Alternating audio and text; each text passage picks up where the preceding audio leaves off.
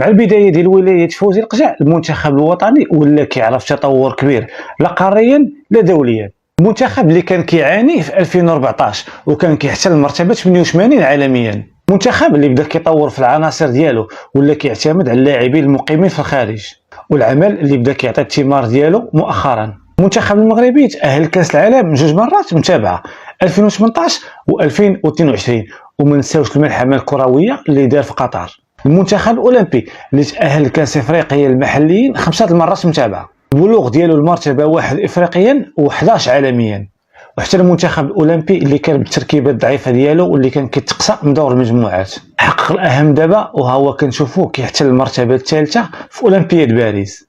المنتخب المحلي اللي حقق الشان 2 مرات 2019 و2021.